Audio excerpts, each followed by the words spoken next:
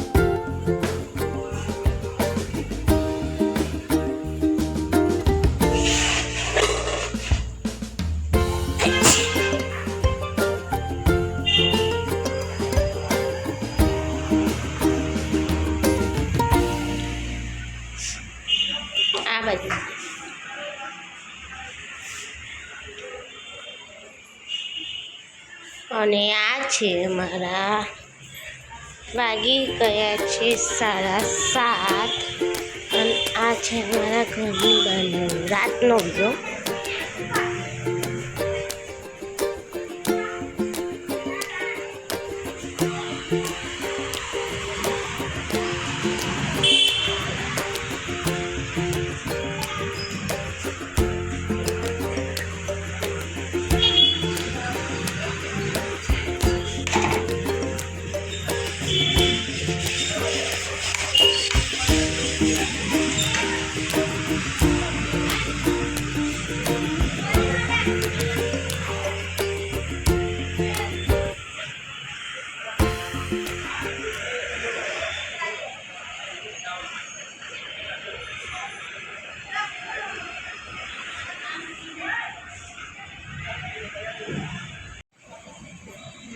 Finally ખીચડીનું તૈયાર થઈ ગયું છે અને હવે આપણે કરીશું છાશનું તૈયાર, કારણ કે વઘારેલી ખીચડી જોડે છાશ જ વધારે પડતી બધા ખાય છે. જોકે અત્યારે છાશ ખાવી ના જોઈએ, પણ મને વધારે પડતી છાશ ભાવે વઘારેલી ખીચડી જોડે. અને હા, એમને વધારે પડતી વઘારેલી ખીચડી ભાવે તો બીજે ત્રીજે દિવસ વઘારેલી ખીચડી અમારા ઘરે થતી હોય, પણ અમુક ટાઈમે કેવું થાય કે આપણને ના ભાવતી હોય પણ તોય ખાવી પડે. કોના ઘરમાં આવું થાય છે તે કોમેન્ટ કરી દેજો. અને આ બ્લોગનું એન્ડ હવે અહીંયા જ કરીએ, કારણ કે હવે આ પહેલો બ્લોગ છે તો શું બોલવું શું બતાવવું એ ખબર પડતી નથી. અને હવે પછીના બ્લોગ લાંબા આવશે અને સારા એવા આવશે. જો તમે પણ મારા બ્લોગને પસંદ કરતા હોય તો લાઈક શેર અને કમેન્ટ જરૂરથી કરજો. અને મયુરના ચેલેન્જથી મેં આ બ્લોગ કર્યો છે અને બહુ હિંમતથી બ્લોગ બનાવ્યો છે, તો પ્લીઝ કંઈ પણ એવું અંદર બોલાઈ ગયું હોય તો માફ કરજો. તો રાધે રાધે, અને હવે મળીશું નેક્સ્ટ બ્લોગમાં. ત્યાં સુધી રાધે રાધે, બાય બાય.